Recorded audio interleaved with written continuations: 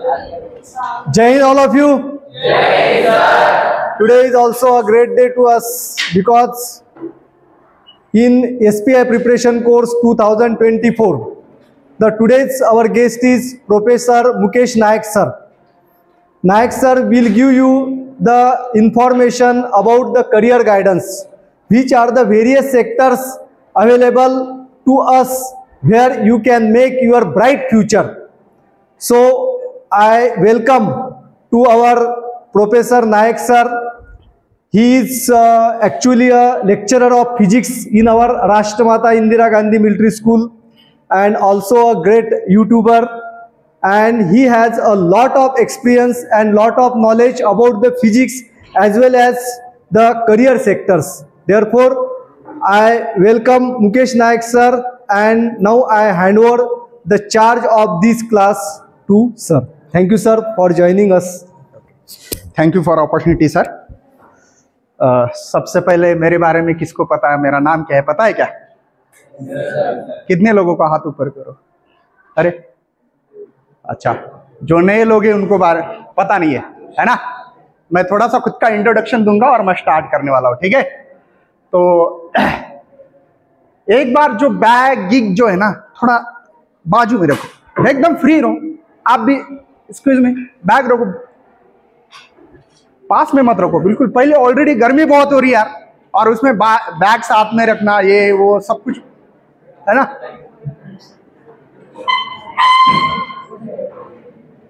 चलो, हाँ जी, लाइट नहीं है। चलो, मेरे बारे में, मैं खुद के बारे में थोड़ा सा बताता हूँ। मेरा नाम है मुकेश नायक सर, ठीक है? मैं 11-12 को फिजिक्स पढ़ाता हूँ। लास्ट यहीं पे मैं 13 साल से पढ़ा रहा हूँ, और इसके पहले मैं 7 साल 20 साल से पढ़ा रहा हूँ फिजिक्स। तो फिजिक्स थोड़ा फार जानता हूँ, तो इसलिए मैं आपको चेक भी करने वाला हूँ, क्योंकि आप एसपीआई की तैयारी कर रहे हो, है ना? तो मैं एमएससी फिजिक्स बीएड हूँ। मुकेश नायक सर मेरा नाम है। मेरा नेटिव प्लेस हिंगोली है, और मैं एक खुद छोटा सा एक यूट्यूब चैनल है हमारा, जो कि फिजिक्स ज्ञान मुकेश नायक चैनल बोल के हम लोग चलाते हैं। उस पर हमारी फैमिली है 3,35,000, ठीक है? और एक दूसरा चैनल है मुकेश सर, उस पर भी 31,000, 32 है आई थिंक अभी, 32,000 दूसरे एक चैनल है मुकेश सर। ऐसे 2 चैनल चलाते हैं हम लोग, और खुद का एक पब्लिकेशन है, जैसे बुक लिखते हैं हम लोग, बुक लिखने का भी काम करते हैं। एकलव्य पब्लिकेशन, अगर आप गलती से कभी गूगल इस्तेमाल करते हो तो एकलव्य www.eklavya. अगर आप करोगे तो आपको पता लगेगा, ठीक है? तो ये मेरा खुद का इंट्रोडक्शन है। तो चलिए, आज हम लोगों को यार थोड़ा सा, हम लोग रोज पढ़ते हैं ना आप लोग, है ना? आज पढ़ना नहीं है, आज देखना है कि हम लोग जो पढ़ रहे हैं वो सही ढंग से पढ़ रहे हैं, नहीं पढ़ रहे, है ना? अब मेरा सवाल है, मेरे साथ टू इंटरेक्शन करना है, ये बहुत इंपॉर्टेंट है। नहीं तो अगर आपने मुझे रिस्पॉन्स नहीं दिया तो मैं कुछ नहीं कर पाऊंगा, क्योंकि मुझे रिस्पॉन्स रहा तो शायद ये सेशन बहुत बढ़िया और आपको मोटिवेट होगा, और 100% आपका स्कोर इंक्रीज करने में भी बहुत हेल्प होगी, ठीक है? चलो जल्दी जल्दी चलो, ठीक है? तो आप लोग चाहते ही होंगे कि हमारा स्कोर बहुत अच्छे तरीके से, बढ़िया तरीके से आ जाए। आपको पता होगा कि महाराष्ट्र के लाखों स्टूडेंट एसपीआई की एग्जाम देते हैं, लेकिन ओनली 60 बच्चों को सिलेक्ट किया जाता है। करेक्ट बोल रहा हूं? और 30 अभी गर्ल्स के लिए है, जो नासिक में चलता है, शायद आपको पता होगा, इस साल से स्टार्ट हो चुका है। तो पूरे महाराष्ट्र में से 30 गर्ल्स एंड 60 बॉयज, है ना? क्या लेकिन ये मुश्किल है क्या? आपका नंबर, कितने लोग हैं ऐसे कॉन्फिडेंस की, हाँ सर मेरा 100% नंबर लगने वाला है? और ऊपर हाथ नहीं करना ओनली, मैं उनका एड्रेस लेने वाला हूं इसी सेशन में, ठीक है? उनका कॉन्टेक्ट नंबर लेने वाला हूं और पूछने वाला हूं, ठीक है ना? आपके मम्मी पापा का नंबर लेके मैं उनको पूछने वाला हूं, क्या सही में आपका बच्चा जो ड्रीम देख रहा था उसको कंप्लीट किया कि नहीं, हासिल किया कि नहीं? चलेगा ना? आप बताओ कितने लोग हैं कि सर हाँ मैं एसबीआई में जाके दिखाऊंगा? यस, बहुत बढ़िया। चलिए इनके लिए एक बार क्लैपिंग हो जाए। चलो, बहुत बढ़िया। अब मैं छोटे छोटे सवाल भी पूछूंगा, पता तो लगने दो कि इनके औकात है कि नहीं भाई। क्या ऐसे ही हाथ ऊपर कर रहे, है ना? चलिए, आपके लिए सवाल आपने जो 10th में पढ़ा वही पूछूंगा। ऐसा कोई जानबूझकर ऐसे तकलीफ देना, ये इस पे कोई मोटिव नहीं है, ठीक है। एक सवाल है आपके लिए, ऐसा एक आपको बताना है बस कि ये जो है सवाल दिया गया है, इसका इक्विवेलेंट रेजिस्टेंस बताना है। क्या बताना है आपको?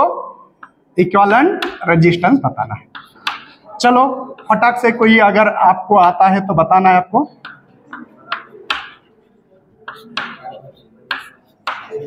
ठीक है, थोड़ा सा फास्ट निकाल रहा हूं, मुझे भी पता है हर किसी रेजिस्टेंस की वैल्यू 3 ओम है।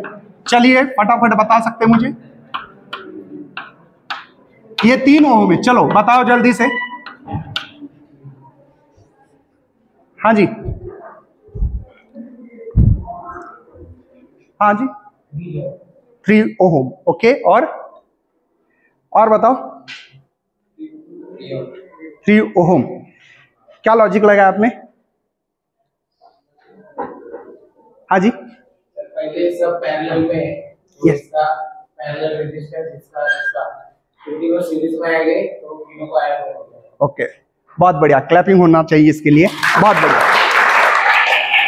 देखो, कोई भी जो एग्जाम होती है ना, वो एग्जाम आपको कितना आता है इसलिए नहीं होती, time management, presence of mind कितना है आपका, इसलिए एग्जाम ली जाती है। आपको लगता है ना, जो ये आप एसपीआई के एग्जाम दे रहे हो, एनडीए के एग्जाम दे रहे हो, आगे चल के शायद किसी को आईआईटी, आईसर हो सकता है, जेडब्ल्यू हो सकती है, नीट हो सकती है, बहुत सारे एग्जाम है। ये एग्जाम आपके पास नॉलेज कितना है, आपको कितना आता है, इससे भी अच्छा है कि आप कोई भी सवाल में प्रेजेंस ऑफ माइंड से कैसे सॉल्व कर रहे हैं, ये बहुत इंपॉर्टेंट है। अगर इसको देखा जाए तो ये सर्किट इतना इजी है, जितना दिख रहा है इतना हार्ड नहीं है, टफ नहीं है। सिंपल सी बात होती है, रेजिस्टेंस पैरेलल है और सीरीज है, ये कैसे पहचानना? क्या दिखने से पैरेलल होते, क्या दिखने से सीरीज होते? ऐसा बिल्कुल नहीं है। सीरीज है, पैरेलल है, ये दिखने से नहीं डिसाइड होता। डिसाइड होता है अगर करंट स्प्लिट हो। करंट क्या हो रहा है? स्प्लिट हो रहा है तो पैरेलल। करंट स्प्लिट हो रहा है तो, अगर करंट सेम फ्लो हो तो क्या होता है?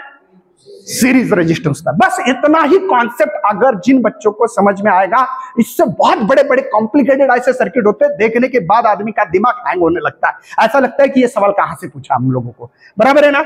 लेकिन क्या इसी को हम लोग प्रॉपर तरीके से, ट्रिक्स के तरीके से हम लोग उसको सॉल्व करेंगे तो बड़े बड़े सवाल भी कुछ सेकंड में सॉल्व हो सकते हैं। आपके मालूमात के लिए मैं सिंपल से एग्जांपल की बात करूंगा। एमएसटीसीटी होती है, जो कि इंजीनियर, फार्मेसी, एग्री को जाते बच्चे, उनके लिए एग्जाम होती है। उस एग्जाम में एक सवाल सॉल्व करने के लिए 45 सेकंड होते हैं। कितने? मुझे लगता है कि कोई भी एक नॉर्मल आदमी हो, 5 सेकंड किसी के भी वेस्टेज होते हैं ना, क्वेश्चंस पढ़ने के बाद होते हैं ना, सबके होते हैं, मेरे होते हैं, आपके भी होते होंगे, सबके होते हैं। 40 सेकंड में सवाल को सॉल्व करना, और सवाल भी पढ़ते समय ऐसा होता है कि कम से कम 3-4 लाइन में होता है। आप सोचो, उसको पढ़ना है, सॉल्व करना है, क्या ये पॉसिबल होगा? तो इसलिए वो नहीं देखना चाहते कि आपको कितना आ रहा है, आप प्रेजेंस ऑफ माइंड से कितने सवाल सॉल्व कर रहे हैं, ये बहुत इंपॉर्टेंट है। अब देखो, स्प्लिट हो रहा था, रेजिस्टेंस अगर पैरेलल हो और आइडेंटिकल हो, सेम हो, तो फॉर्मूला होता है R/L, राइट? तो R देखो, ये R मतलब तीनों में से कोई लेना है। कितने रेजिस्टेंस है, कितना हो गया, मतलब इसका रेजिस्टेंस कितना है, इसका कितना है, इतना। अभी आपको पता हो तो सीरीज में ऐड किया जाता है, बराबर है? मुझे ये नहीं देखना है कि आपको कितना आता है, वो छोड़ो, मुझे इतना बताना है कि अगर आप लोग अच्छा स्कोर करना चाहते हो तो अच्छा स्कोर करने के लिए आप कितना बुक पढ़ रहे हैं, इससे भी अच्छा आप ट्रिक्स कितने लगा रहे। गेन करने का जो प्रमाण होता है ना, कोई भी चीज हम लोग पढ़ रहे, ठीक है, गेन तो कर रहे होंगे, किसी किसी को गेन भी नहीं नॉलेज होता, लेकिन नॉलेज गेन करने के बाद आप लोगों को सबसे पहले ट्रिक्स निकालना बहुत जरूरी है। हर सवाल में ट्रिक्स होती है। कोई भी इक्वेशंस हो, जैसे मैं फिजिक्स पढ़ाता हूं, मैं फिजिक्स के बारे में बताऊंगा, आप लोगों को बहुत सारे लॉ ही पढ़ते होंगे, नाम सुना होगा, बॉयज लॉ, चार्ल्स लॉ, मालूम है क्या सर उनको? नहीं है? ओके, तो ये जो लॉज होते हैं, कोई भी लॉ हो, Newton's law, gravitation law, electrostatics law, है ना, जूल्स लॉ, ये लॉ भी पढ़ने के समय हर किसी न किसी तरीके से एक ट्रिक्स होती है, और ट्रिक्स को याद रखना बहुत जरूरी है। तो आप अपना करना पड़ेगा। अगर मैं बोलूंगा तो कोई फायदा नहीं होता है, लेकिन बता रहा हूं कि हर चीज के सामने आप लोगों को कोई ना कोई एक ट्रिक्स करके रखनी है ताकि आप लोगों को बड़ा फायदा हो सके। ठीक है, अभी इसमें से बहुत सारे स्टूडेंट हैं, उनको लगता है कि यार मैं इस लेवल पे क्वेश्चन सॉल्व करता हूं। ऐसे कितने स्टूडेंट है, हाथ ऊपर करो।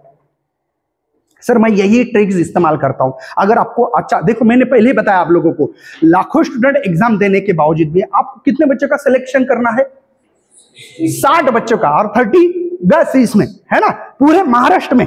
आप सोच सकते हैं कि इतने सारे बच्चे में से आपका सिलेक्शन होना चाहिए, इसके लिए मेहनत कितनी होनी चाहिए, कितनी लगन होना चाहिए। क्या सिलेबस बहुत टफ है? क्या टफ नहीं है सिलेबस, आपका 10 के बेसिस पे सभी को पता है। 75 मार्क के मैथ्स के आपके, 25 मार्क के इंग्लिश के, 25 मार्क के साइंस के, सोशल साइंस के वो 25, ऐसे 150 मार्क की एग्जाम है। कोई टफ एग्जाम नहीं है, लेकिन आपको समय के साथ चलना है इस एग्जाम में। ये बात बड़ी बात होती है कि मुझे इतने कम समय में इतने सवाल। मैं एक बात बताता हूं, ध्यान रखना, एग्जाम होने के बाद जरूर सर को भी बोलना और मुझे सर मैसेज देने वाले, ठीक है? मैं 100% बोलूंगा, 150 में से 150 क्वेश्चन ईमानदारी से, मतलब टिक कर रहे ओनली तो हो जाएंगे, लेकिन ईमानदारी से सॉल्व कर रहे पूरे क्वेश्चन सॉल्व नहीं कर पाओगे। 100% गारंटी बोलूंगा मैं। हर साल होता है हमारे साथ, हम देखते हैं लोगों को, जैसे कि हम लोग ठीक है हायर लेवल के एग्जाम के बारे में बता रहा हूं मैं, लेकिन आपका भी होगा। 150 में से 150 क्वेश्चन सॉल्व नहीं होंगे। आप बोलेंगे सर 75 क्वेश्चन मैथमेटिक्स के सॉल्व करना है, हम लोग तो कैलकुलेशंस कर रहे थे सर, और कैलकुलेशन करते करते हमारा समय चला गया। तो वही टाइम मैनेजमेंट करना बहुत जरूरी है। इसीलिए आप लोगों को यहाँ पे जो एग्जाम हो रही है, एग्जाम आपको क्या करना है, टाइमर लगाना है। टाइमर के पहले ध्यान रखना है, अगर आपके 2 घंटे के एग्जाम हो तो आपको 1 घंटा 45 मिनट के अंदर ही आपकी एग्जाम होनी चाहिए। बहुत इंपॉर्टेंट है। अगर आप चाहते हो कि मुझे अच्छा खासा स्कोर करना है, क्योंकि वहां पे जाने के बाद थोड़ा सा कहीं ना कहीं हमारा टाइम जो है, टाइम वेस्टेज होने वाला है। ठीक है, समझ में आ रहा है आपको? तो आप लोगों को सबसे पहले टाइम मैनेजमेंट करना बहुत बहुत जरूरी है। ठीक है, तो ये टाइम मुझे लगता है कि सब लोग मैनेज करोगे। थोड़े से ट्रिक्स एंड टिप्स ध्यान में रखो कि मुझे हर समय, जैसे कि मैथ्स में तो बहुत ज्यादा आप लोगों को ट्रिक्स पता होनी चाहिए, डायरेक्टली रूट पता होना चाहिए, स्क्वायर पता होना चाहिए, क्यूब पता होना चाहिए, कोई है ना ट्रिग्नोमेट्रिक इक्वेशंस होते हैं, है ना, जैसे साइन ए साइन बी रहा तो sign A cos B cos A sine B, ये सब फार्मूले थोड़े याद होने चाहिए।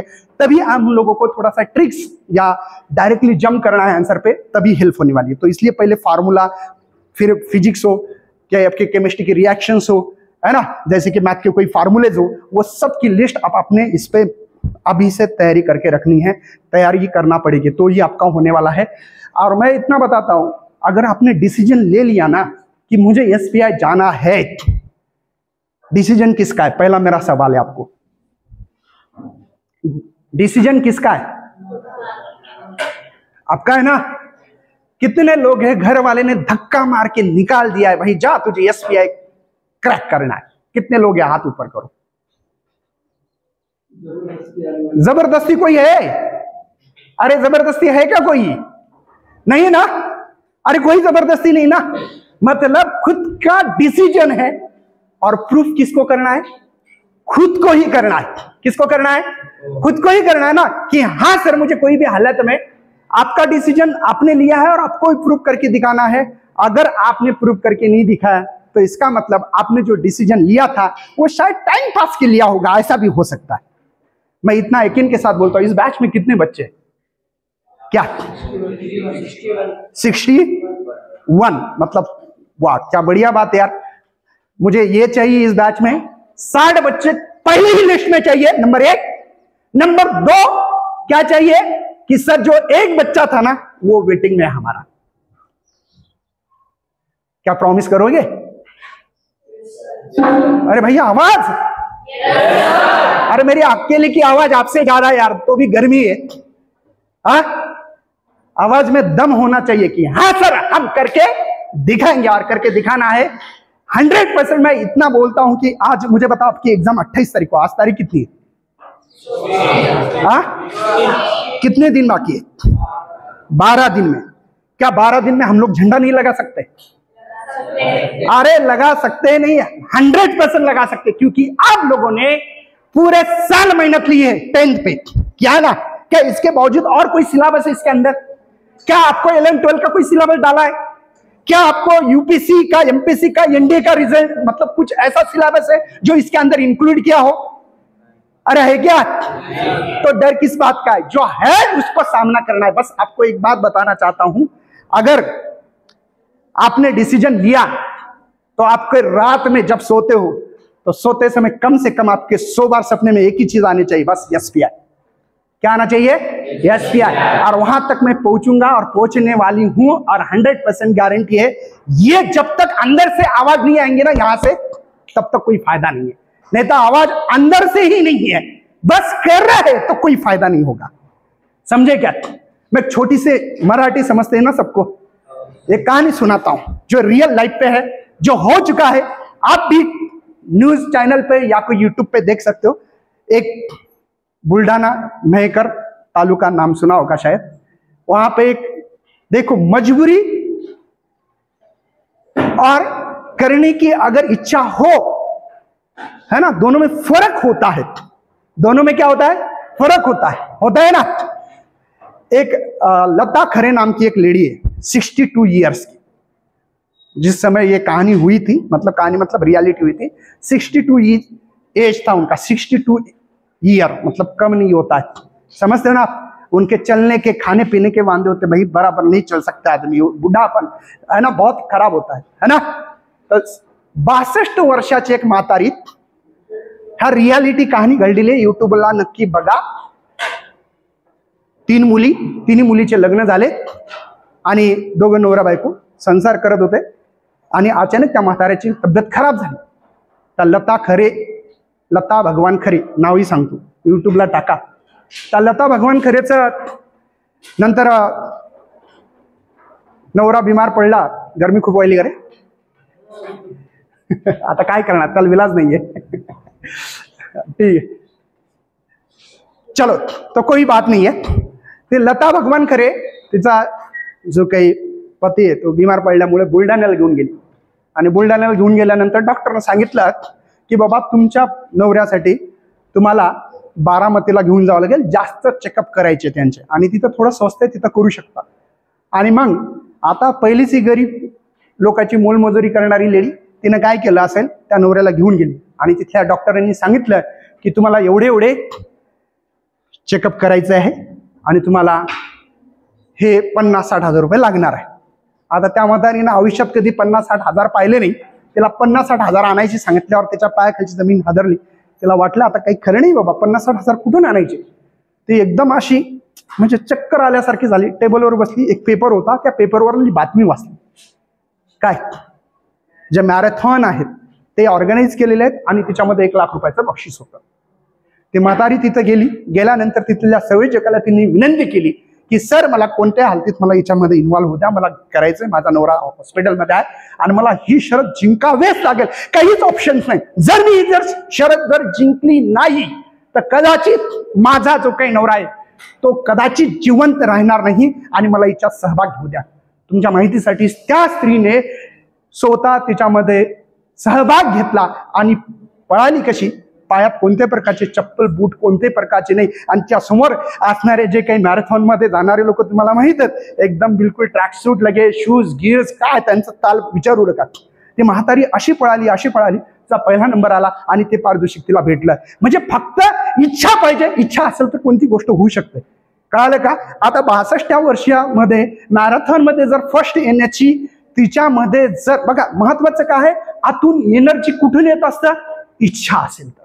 इच्छा असेल तर तुम्हाला सगळ्यांना SBI भेटणार, म्हणजे भेटणार, मी गॅरंटी सांगू शकतो। पण तिच्यासाठी तुम्हाला रात्रंदिवस कबाड कष्ट करावं लागतील। त्यासाठी तुम्हाला हे नाही बघावं लागेल की सर किती गरमी व्हायला लागले, हलवायला लागले, आता काय SBI ला जाणार आहे भाऊ, आता हे SBI चे स्वप्न आहेत काय? आता ही बघा, ओ चष्मेवाल्या मावशी इकडे बघा, SBI काय जाणार आहे, तिचं डिस्कशन चालू। म्हणजे तुला असं वाटलं काय बस येणार आहे SBI ची, मला बसायचं आणि त्याच्यात जायचंय बाबा, हा असं वाटतंय का तुला? असं वाटतंय का? हा ना? तर इच्छा फक्त पाहिजे, इच्छा जर असेल 100% जाता येऊ शकते, करता येऊ शकेल, समजलं का? आता सर्वात महत्वाचं काय माहितीये का, आता याच्यातले किती जण आहेत असे ज्याचे आई वडील सर महिन्याला कमीत कमी 5 लाख रुपये कमवतात? मला सांगा बरं, हात वर करा। 5 लाख रुपये महिन्याला कमवतात? हात वर करा. आहेत का कोणाचे? अरे इकडे बघा, इकडे इकडे बोला, मी समोर आहे ना भाऊ, मागे काय पाहिलं? कमवतात. कोणाचे आई वडील दाऊदच्या गँग मध्ये आहेत? वडील, भाऊ, काका, बहीण कोणाचे आहेत का? अरे इकडे उत्तरे द्या, इकडे आहेत का? कोणाचे आई वडील खासदार, आमदार? नाही. कलेक्टर, तहसीलदार? नाही. कोणाचेच नाही. अरे काय कमाल आहे यार, कोणाचेच नाही आहेत. म्हणजे तुम्ही सर्वसामान्य फॅमिली मधले सगळे लोक आहात. निश्चित आहे. अरे आहेत का? नक्की आहे ना? अत्यंत नॉर्मल फॅमिलीतून, ज्याचे आई वडील कोणाचे शिक्षक असतील, खूप झालं तर ग्रामसेवक असतील, खूप झाले तर तलाठी असतील, खूप झालं तर पोलीस असतील, खूप झालं तर शेतकरी असतील. म्हणजे एक नॉर्मल ऍव्हरेज फॅमिली मधल्या सगळ्यांचे आई वडील आहेत. करेक्ट आहे? कोणाचेच नाहीत ना असे? बरोबर आहे ना? तर मला सांगायचं एवढे फक्त की एकदा तुम्ही तुमच्या घरी गेल्यानंतर जर कोणाचे आई वडील शेतीत काम करत असतील, आहे ना, कोणाचे आई वडील हिच्या व्यतिरिक्त काही कंपनीत काम करत असतील, आहे की नाही, एकदा घरी जायचं आणि तुमचे जे काही आई वडील असतील, तुमच्या आई वडिलाचे काय करायचे माहितीये का? तुमचं लक्ष आहे का सगळ्यांचं? नाही, मला असं वाटतं की बोर व्हायला नाही, तुम्ही तिकडच जास्त पाहायला गेले म्हणून म्हणलं की नाही बंद करायचं का?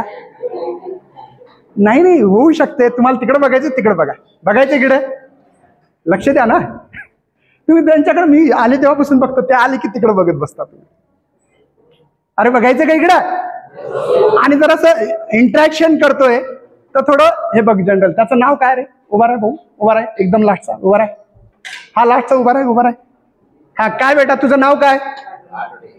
हा काय? आटोटे. बेटा तुझं लक्ष कुठे आहे?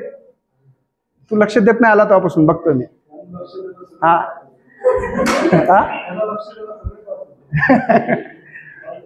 बस खाली, लक्ष द्या ना. हा, तर मला सांगायचे फक्त एवढे, एकदा तुम्ही तुमच्या आई वडिलांचे जे काही खरंच शेतात काम करत असतील किंवा घरात काम करत असतील, काहीचे तर आई वडील म्हणजे खूप बिकट परिस्थिती असेल ना, तुमच्या एकदा काय करायचं, तुमच्या आईचा, वडिलाचा, कोणाचा आहे, एकदा हातात घ्या, एकदा पायात पाहिजे तो हातात घ्या आणि एकदा बघा, त्यांच्या पायाकडे बघा थोडंसं. आपले आई वडील आपल्यासाठी किती कष्ट करतात कळेल, थोडंसं कळेल का नाही? आपले आई वडील आपल्यासाठी कष्ट करतात, हे काय बरं अपेक्षा काय त्यांची? काय अपेक्षा काय तुमच्या आई वडिलांची अपेक्षा? तुमचे आई वडील तुमच्यासाठी जर रात्रंदिवस कबाड कष्ट करत आहेत, याचा अर्थ काय? काय अपेक्षा काय तुमच्याकडनं? अपेक्षा काय तुमच्याकडनं? काहीतरी अपेक्षा असेल ना? काय अपेक्षा आहे? येणारी जी काही गुणपत्रिका आहे, त्या असणाऱ्या गुणपत्रिकेवर योग्य ते मार्क असले पाहिजेत, योग्य तो रिझल्ट असला पाहिजे. आज तुमच्या आई वडिलांनी, ठीक आहे, आज तुमचे 5-10 हजार जी काही फीस असेल, कशासाठी भरलेली आहे? इथून टाइमपास करण्यासाठी भरलेली आहे? हा नाही बाबा, घरी खूप त्रास देत होते, चला धरलं, पाठवून दिलं आणि तुम्ही इथपर्यंत आला आणि करताय, असं काही आहे का? तुम्हाला काहीतरी करून दाखवायचंय ना, करायचंय की नाही? आणि जर इथं जर सेशन चालू आहे आणि त्या सेशन मध्ये काही जणांचं लक्ष नाही, मी बघतोय, माझं पण ऑब्झर्वेशन आहे. आता तुमच्यापेक्षा, हिच्यापेक्षा आता इथल्या जुन्या मुलांना माहिती आहे, आमच्या तिथं वरी जे 11वी-12वी मध्ये वर्ग भरून असतो, खूप वरून असतो, आणि तिथं आम्हाला तितक्या मुलांना हँडल करायचं असतं की नाही? तर त्यावेळेस आम्हाला माहिती आहे की मुलांना कसं हँडल करायचंय, कसं नाहीये. पण तिच्यासाठी काही जणांचा सपोर्ट पाहिजे. आता त्याला उडवलं तरी पण त्याचं खेळणं चालूच आहे आणखीन. म्हणजे तो नाही बेटा खेळत बसतो, नाही मी आता हाकलून देणार आहे वर्गाच्या बाहेर, तुम्ही दोघं बी ना. हा, तर थोडं लक्ष द्या. तुमच्या आई वडिलांनी तुमच्या कशासाठी पाठवलात हे लक्ष द्या, ठीक आहे ना? तर एक तर गरमी आहे मला माहिती आहे, पण ठीक आहे, आता आहे त्या परिस्थितीत आपल्याला सेशन घ्यायचंच आहे, लक्षात घ्या, ठीक आहे ना? हा, बर, तुम्हाला किती एक्झाम बद्दल माहिती आहे? एक्झाम बद्दल किती माहिती? कोणकोणत्या एक्झाम असतात आफ्टर 10th? करिअर बद्दल तुम्हाला माहिती आहे का? काय NEET JEE MSCET for medical MSCET for engineering बर ओके. यासाठी काय करावं लागतं माहिती आहे का? काय करावं लागतं माहिती आहे का? सगळ्यात महत्वाचं सायन्स घ्यावं लागतं. ठीक है नेमकं चालू केलं. चलो ओके कोई टेंशन नहीं, यही पे करेंगे हम लोग कंटिन्यू. ओके चला. हे बघा तुम्हाला जर नीट सीईटी एनडीए आयसर आहे ना करायचा असेल तर काय काय ऑप्शन्स आहेत, काय काय ऑप्शन्स नाही आहेत याच्याबद्दल थोडक्यात बोलणार मी. बघा सर्वात आधी आपल्याकडे आलेख नाही हा कारण भयानक गर्मी इतकी भयानक. चला देखो हम लोगों को अगर कॉम्पिटिटिव आगे चल के बहुत सारी है, जैसे कि आपका तो ड्रीम बहुत बढ़िया है कि जो एनडीए कर रहे, एनडीए करना है ना आपको, तो एनडीए तो लिखा है मैंने, कोई टेंशन मत लेना. लेकिन किसी का और जगह पे कुछ करने की कोशिश कर रहे हो तो इसमें ग्रुप होता है जैसे PCM, physics chemistry math, physics chemistry biology. लेकिन मैं सजेशन देना चाहता हूं अगर आप भले नीट कर रहे हो मतलब पीसीबी ग्रुप से बिलोंग करना चाहते हो या पीसीएम, लेकिन ग्रुप जनरल रखना चाहिए. ये अभी नहीं समझ में आएगा. अभी क्या है मालूम है क्या, जसे की मराठीत म्हणतात ना मेंढ्या असतात, मेंढ्या एका मागे एक चालू आहे की नाही, तसला प्रकारे एखाद्याने जर पीसीएम घेतलं तर नाही आम्हाला पीसीएम घ्यायचं, पीसीएम घ्यायचं, पीसीएम घ्यायचं, पण त्याचे इफेक्ट्स काय आहेत हे सुद्धा माहिती पाहिजे. ठीक आहे ना. कधीही लक्षात घ्या 11वी 12वी तुम्ही जेव्हा सायन्स करताय त्यावेळेस जनरल ग्रुपच ठेवला पाहिजे असं मी हेवी सजेशन करेन. गेली 20 वर्ष झाले मी काम करतो या क्षेत्रामध्ये आणि लाखो विद्यार्थ्यांना महाराष्ट्रातल्या प्रत्येक तुमच्या माहितीसाठी गावागावात काय तुम्ही खेड्यात जरी गेले कुठेही जरी गेले तर फिजिक्स ज्ञान मुकेश नाईक जे 11वी 12वीच्या विद्यार्थ्यांना विचारायचं त्यांना चॅनलबद्दल माहिती असेल. आम्ही करिअर गायडन्स करणे मोठमोठाले जे काही करिअर गायडन्स असतात जे की ऑथेंटिक त्यांना सुद्धा आपल्या चॅनलवर बोलून आम्ही गायडन्स करतो. तर आम्हाला माहिती आहे फेस काय करावं लागतं काय नाही. कितीतरी विद्यार्थी कितीतरी पॅरेंट्स नंतर 12वी झाल्यानंतर रडतात की सर आम्हाला आता गायडन्स सांगा. आणि त्यावेळेस आम्ही सांगतो की आता तुमचं 12वी झालं, तुमचं मॅथ नव्हतं का, नाही मग आता मॅथ आयसोलेटेड सब्जेक्ट घ्या. आता हे आयसोलेटेड काय पद्धत असते, तुम्ही पीसीएम ग्रुप पीसीबी ग्रुप केलाय पण मॅथ नव्हतं तर मॅथ एकच विषय घेऊन तुम्ही तो विषय देऊ शकता, पण मग वेळ वाया जातो का नाही. आणि नंतर मग सीईटी गीईटी काय द्यायचं तर देतात. म्हणून सांगतोय भला तुम्हाला आज वाटेल की माझं पर्सेंटेज वाढणार आहे, माझं अंक होणार आहे, नाही सर मी पीसीएम घेतो, मी पीसीबी ग्रुप घेतो, तर बिलकुल हे करू नका. जनरल ग्रुप घ्या. तुम्ही काही करा पण जनरल ग्रुप घ्याच असं माझं हेवी सजेशन्स आहे. ॲज पर व्ह्यू तुम्हाला जे वाटेल तुमच्या व्ह्यूनुसार तुम्ही तुमचं घेऊ शकता, पण माझं सजेशन असेल हेच. ठीक आहे. नंतर काय पसवते पण नंतर वेळ निघून गेलेली असते, वेळ वाया जातो. त्याच्यामुळं पीसीएम ग्रुप घ्यायलाच पाहिजे. PCMB physics chemistry math and biology घ्यायलाच पाहिजे असं माझं सजेशन राहील. जेडब्ल्यू सगळ्यांना माहिती आहे जेडब्ल्यू मेन असते, पण जेडब्ल्यू मेन पेक्षा जेई ॲडव्हान्स जे काही असतं हिच्यामध्ये प्रॉब्लेम काय माहिती आहे तुम्हाला. प्रॉब्लेम काय जेडब्ल्यू मेन्स मध्ये तुम्हाला हॉलमध्ये जाईपर्यंत माहिती नाहीये की पेपर लिहायचा का एमसीक्यूज पद्धत आहे का ॲसेरेटिव्ह पद्धत आहे, माहितच नसतं. म्हणजे गेल्यानंतर अचानक अरे एमसीक्यूजचा पेपर आला, अरे थिअरी लिहायचा आहे पेपर. म्हणजे असली भयानक एक्झाम असते समोर. ठीक आहे. KIT MSTCT आपल्या इकडे जास्तीत जास्त जेडब्ल्यू MSTCT. आता MSTCTला आता काही लोक हलक्यावर घेतात काही गोष्टी. MSTCT ना काय MSTCT तो कोणी करेल, नाही तसं नाही. MSTCT साठी IITचे जसे कॉलेज आहेत भारतामध्ये टोटल 23 कॉलेज आहेत IITचे, त्याच्यामध्ये 14,457 जागा आहेत IITच्या. त्याच्यात वेगवेगळ्या ब्रँचेस असतात. जसं आजकाल तुम्हाला माहित असेल AI आहे, डेटा सायन्स आहे, रोबोटिक आहे ना, भरपूर आहे ना, CS आहे, IT इन्फॉर्मेशन टेक्नॉलॉजी आहे, भरपूर केमिकल टेक्नॉलॉजी आहे ना, खूप काही वेगवेगळ्या ब्रँचेस आहेत.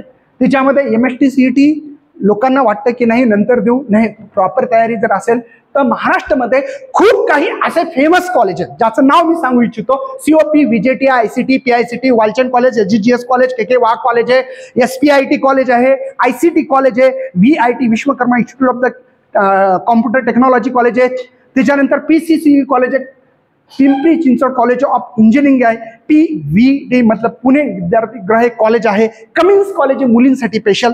तर हे जे काही कॉलेज मी तुम्हाला सांगतोय हे महाराष्ट्रातले अत्यंत टॉपर कॉलेज आहे. एकूण कॉलेजची संख्या जी काय 325 कॉलेज आहेत, कधी कमी होतात कधी जास्त होतात. त्याचप्रमाणे तुम्हाला ॲग्रीला जाता येतं. ॲग्रीमध्ये पण भरपूर करिअर. तुमच्या माहितीसाठी आपल्या इथेच राहुरी म्हणून एक जवळच नगरमध्ये एक तालुका लेवलला गाव आहे, तिथे एक विद्यापीठ आहे. त्या विद्यापीठामध्ये सगळ्यात जास्त म्हणलं UPC पास होणारे विद्यार्थी असतात. पण आपल्याला माहिती नसते किंवा आपण त्या पद्धतीने प्रयत्न करतात. म्हणून ॲग्री करू शकता. ॲग्री झाल्यानंतर तुम्हाला बी फार्मसी M फार्मसी करून, आता माझे एक मित्र आहेत सुनील शिंदे नावाचे, आणि ते सुनील शिंदे नावाचे जे मित्र आहेत ग्रस्त आहेत, त्यांनी M.Pharm केलं, PhD केलं आणि आज ते फॉरेन मध्ये आहेत. तुम्हाला खोटं वाटेल, त्यांना सध्या 5 करोडचं पॅकेज आहे. किती? 5 करोडचं. माझे मित्र आहेत इथले छत्रपती संभाजीनगरचे. म्हणजे आपण कुठेही शिक्षण घेत असताना आधी आपल्याला त्याची प्रॉपर माहिती असली पाहिजे. ठीक आहे. त्यानंतर एक आयसर आहे. आता हे आयसर काय पुण्याला कॉलेज आहे. भारतामध्ये टोटल 7च कॉलेजेस आहेत.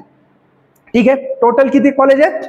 आणि हे सेंट्रल गव्हर्नमेंट चालतं. Dual degree. आता ड्युएल डिग्री काय असतं, जसं की तुम्ही ऐकलं असेल है ना, 12वी झाल्यानंतर 13वी 14वी 15वी त्याला ग्रॅज्युएशन म्हणतात है ना. नंतर PG असते, पोस्ट ग्रॅज्युएशन, जसे की तुम्ही म्हणत असाल कदाचित 16वी 17वी असते तसं. तर हे दोन्ही म्हणून हे डिग्री देतात. पण इथले जे काही लोक असतात आयसरमध्ये जे काही शिक्षण घेणारे, हे एकतर ज्युनियर सायंटिस्ट म्हणून लागतात, किंवा जे काही IIT कॉलेजेस असतात आहे ना, तिथे तुम्ही प्रोफेसर म्हणून जाऊ शकता. आता IIT कॉलेजला प्रोफेसर बनायचं हे का लहान गोष्ट नाही.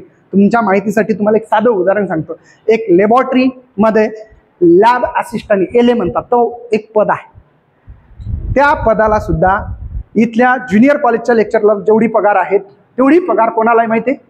लॅब असिस्टंट वाल्याला आहे IIT कॉलेजमध्ये. काय विचार करा, समजतं का? तर हिच्यात आता NDA बद्दल तुम्हाला माहिती असल्यामुळे मी काय तर जास्त बोलणार नाही. NDAचं आहे ना.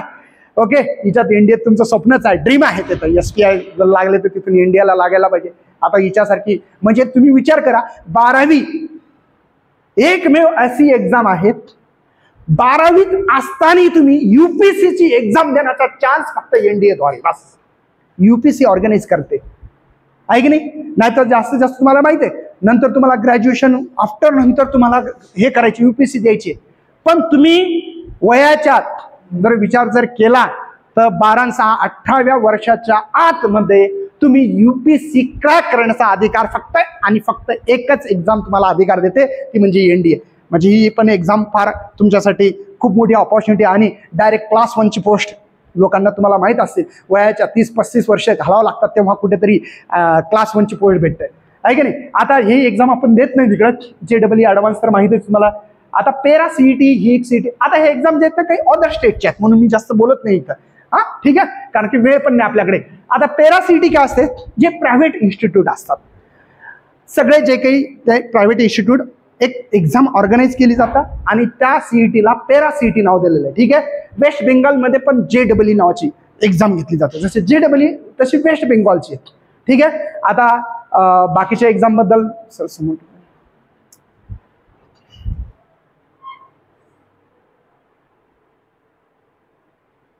हा, जसे मी तुम्हाला सांगितलेलं आहे की टॉप काही कॉलेजेस आहेत. हे कॉलेजेस तुम्हाला माहिती पाहिजे. जसे इंजिनिअरिंगचे कॉलेजेस आहेत. मी तुम्हाला पुन्हा सांगतोय, जर जे विद्यार्थ्यांना असं वाटतंय की बाबा मला JEE नाही करायची पण मला JEE लेव्हलचे कॉलेजेस पाहिजे.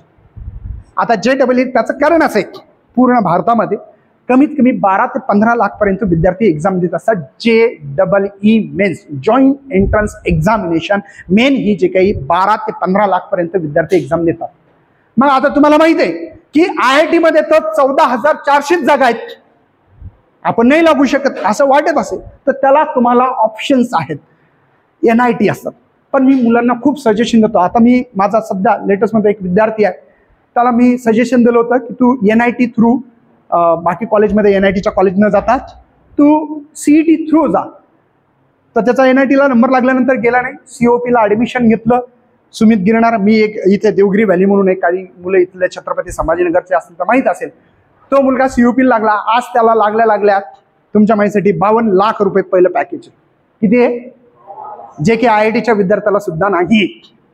असे पण अपॉर्च्युनिटी भेटतात. म्हणजे हे जे कॉलेज दिसतं तुम्हाला, हे COP कॉलेज आहे, जे की कॉलेज ऑफ इंजिनिअरिंग पुणे म्हणून आहे, है ना. VJTI, वीर जिजामाता टेक्निकल इन्स्टिट्यूट, PICT. आता हे जे कॉलेज 3 नंबरला जे घेतलं ना, हे कॉलेज प्रायव्हेट कॉलेज आहे. प्रायव्हेट म्हणजे गव्हर्नमेंट ही त्याच्यावर, म्हणजे सेमी गव्हर्नमेंट म्हणलं तरी चालेल, असं म्हणलं तरी चालेल, प्रायव्हेट आहे ते कॉलेज. पण ते कॉलेज COPला पण टक्कर देणार आहेत, है ना. Pune institute of computer technology नावाचं कॉलेज आहे. एक VIT, Vishwakarma institute of the technology, ICT. हे ICT जे कॉलेज आहे हे मुंबईला आहे. हे पण खूप फेमस कॉलेज आहे. जर केमिकल इंजिनिअरिंग जर करायचं असेल तर सगळ्यात खतरनाक कॉलेज आहे. SP Sardar Patel institute of the technology college आहे. वालचंद कॉलेज आहे नाशिकला. जर तुम्हाला इलेक्ट्रिकल ब्रँचमध्ये जर एज्युकेशन करायचं असेल तर वालचंद कॉलेज आहे. ठीक आहे. त्याच्यानंतर KJ सोमय्या कॉलेज आहे. कमिन्स, मुलीसाठी स्पेशल, याच्यात मुलांना ऍडमिशन भेटत नाहीत. कमिन्स कॉलेज एक पुण्याला कॉलेज आहे, खूप चांगलं कॉलेज आहे, 1 नंबर कॉलेज आहे. PCC Pimpri Chinchwad college of engineering. आता कधी कधी काही जणाला या कॉलेजबद्दल, आता तुम्हाला कदाचित हे सगळं डोक्याच्या वरून जात असेल की सर काय या कॉलेजबद्दल माहिती सांगतं, पण तुमच्या कानावर असलं पाहिजे, तुम्हाला माहिती असलं पाहिजे की बाबा आपण जर कदाचित JEE जर आपल्याला ऑप्शन नसेल, किंवा आपल्याला ऑप्शन असं वाटतं की नाही JEE होणार नाही आपल्याच्याने, तर इकडे पण भरपूर अपॉर्च्युनिटी आहेत. आणि हे कॉलेजेस तुम्हाला निश्चितच, जे तुमचं ड्रीम आहे, जे की तुम्हाला काही जणाला वाटतं की नाही यार मी खूप काही असं चांगल्या कॉलेजला ऍडमिशन घ्यायला पाहिजे आणि मला फॉरेनला अपॉर्च्युनिटी भेटायला पाहिजे, या कॉलेजमधून सुद्धा अपॉर्च्युनिटी भेटतात. तुमच्या माहितीसाठी हे जे मी 10व्या नंबरला कॉलेजला टाकलेलं आहे, PCC Pimpri Chinchwad college of engineering, हे कॉलेजमध्ये जे काही कॅम्पस इंटरव्ह्यू होतात हे पूर्ण फॉरेनरच कंपन्या असतात, पूर्ण फॉरेनच्या कंपन्या असतात, आहे की नाही. काही जणांची इच्छा असेल तर, तसं तर देश सेवा करणे याच्यातच खूप मोठी गोष्ट असते. आता ते काही जणांची असू शकते, काही जणाला वाटते की नाही आपण 1-2 वर्ष का होईना अनुभव तरी घेऊन आलो पाहिजे, त्यांच्यासाठी हे कॉलेजेस आहेत. इथे पण ऍडमिशन घ्यायचं असेल तर तुम्ही याच्यासाठी CET ची एक्झाम द्यावं लागतं. पण जर तुम्ही JEE एक्झाम दिली तर JEE द्वारे 15% या कॉलेजच्या जागा भरल्या जाऊ शकतात. म्हणजे JEE देऊन पण येऊ शकता या कॉलेजमध्ये. Joint entrance examination main exam जर दिली तर त्याच्या पर्सेंटाईलवर तुम्हाला हे कॉलेजेस भेटू शकतात. आता नवीन एक रूल आला की जे काही COEP एकमेव कॉलेज होतं महाराष्ट्रात, हिच्यात फक्त आणि फक्त MST CET दिले तरच लागू शकत होते. पण आता हिच्या 30% गव्हर्नमेंटने काय JEE द्वारे जागा भरण्याचा निर्णय घेतलेला आहे. म्हणजे आता तुम्ही JEE देऊन पण इथे येऊ शकता.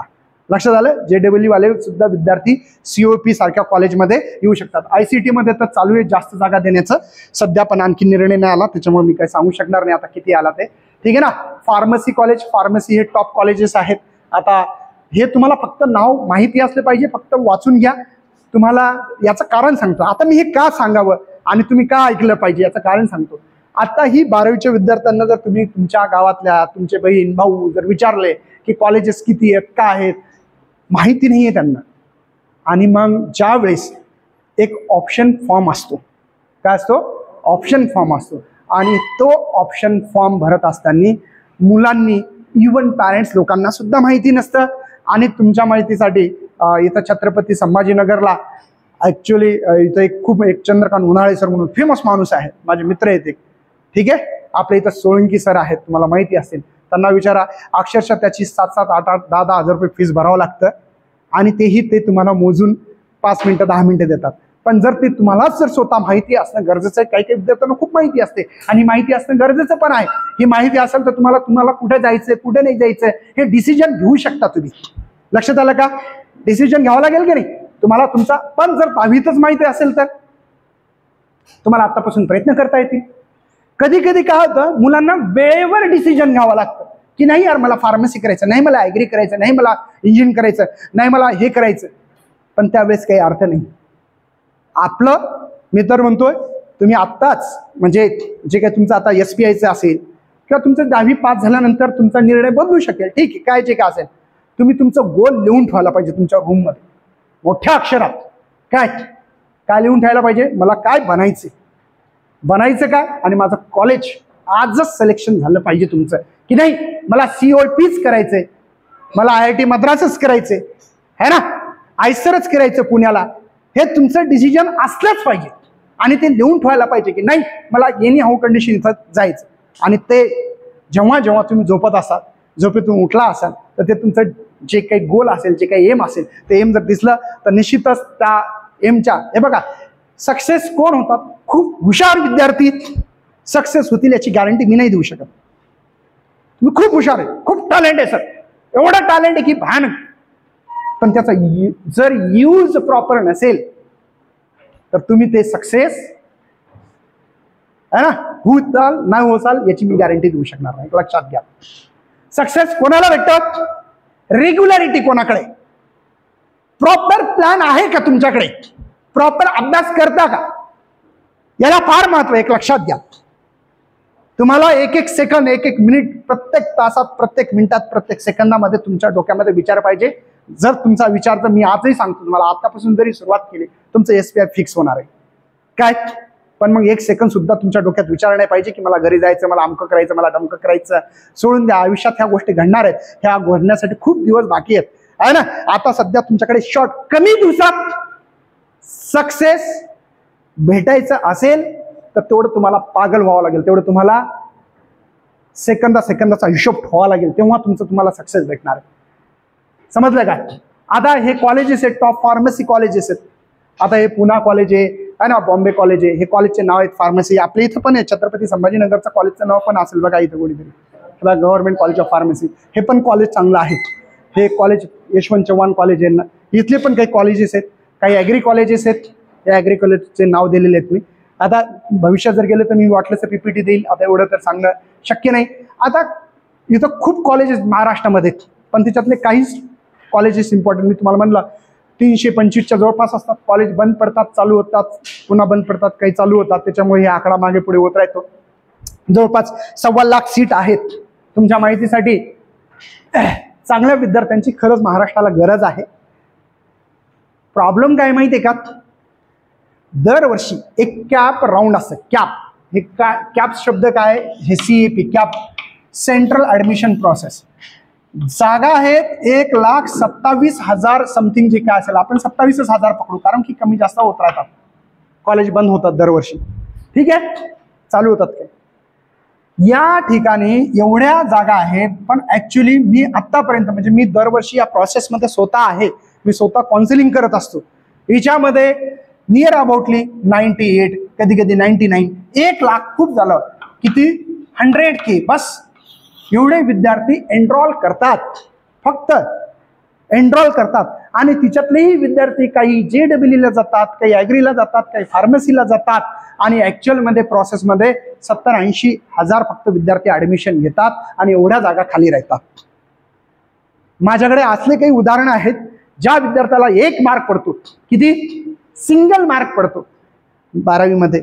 आहेत अशा एक्झाम आहेत JEE मध्ये पॉझिटिव्ह मार्क पडणे, 1 मार्क पडणे पण मोठी गोष्ट असते.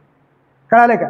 ते विद्यार्थी पण खूप टॉप लेवलला जाऊ शकतात. तुम्हाला आता येत नसेल, माझा दहावीत अभ्यास झाला नाही, काही हरकत नाही, पण इथून समोर तुम्ही तुमचा डिसिजन घ्या की नाही मला एनी हाऊ कंडिशन 2 वर्ष तुम्ही स्वतःला द्यायचे. 2 वर्ष काय गधासारखं काम करा, जर राजासारखं जीवन जगायचं असेल तर. काय मैं हमेशा बोलता हूं बच्चों को, क्या अच्छे रिजल्ट लाने के लिए बातों से नहीं रातों से लड़ना पड़ेगा. ठीक आहे ना?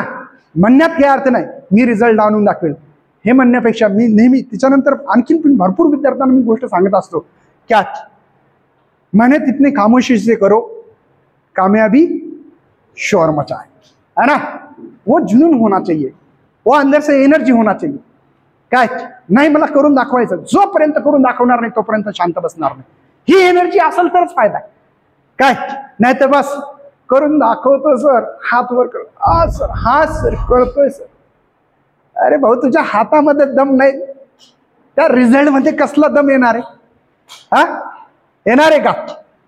त्याच्यासाठी तुम्हाला एनर्जी आणावं लागणार आहे. असं लो होऊन नाही चालणार. काय बरोबर आहे की नाही? तर त्याच्यासाठी तुम्हाला आता खूप काही अपॉर्च्युनिटीज आहेत. त्याच्यानंतर मी तुम्हाला काही आणखीन माहिती सांगतोय थोडक्यात. ब्रँचेस, भरपूर ब्रँचेस आहेत, पण सध्या AI, डेटा सायन्स आहेत, CSIT ह्या ब्रँचेस खूप चालतात. पण इलेक्ट्रिकल, मेकॅनिकल इंजिनिअरिंग, एरोनॉटिकल आहे, इलेक्ट्रॉनिक्स आहे, बायोमेडिकल्स आहे, ऑटोमोबाईल्स आहे, इंडस्ट्रियल, ॲग्रिकल्चर आहे, कॉम्प्युटर म्हणजे CS आहे, इन्व्हायरमेंट इंजिनिअरिंग आहे. इंजिनिअरिंगच्या आणखीन भरपूर टाईप्स आहेत, पण मी जास्त नाही देऊ शकलो इथे कारण की इतका वेळ नाही आपल्याकडे. इन्स्ट्रुमेंट आहे, मराईन इंजिनिअरिंग आहे, टेक्स्टाईल इंजिनिअरिंग आहे, टेक्स्टाईल है ना, पेट्रोलियम इंजिनिअरिंग आहे. याच्यात तर नाव लिहिलेलं असेल मी, बघा याच्यात भरपूर लिहिलेले आहेत. ठीक आहे, ह्या इंजिनिअरिंगचे ब्रांचेस आहेत वेगळ्या. आता तर मी तर नवीन तर लिहिल्या पण नाहीत. ठीक आहे, याच्या व्यतिरिक्त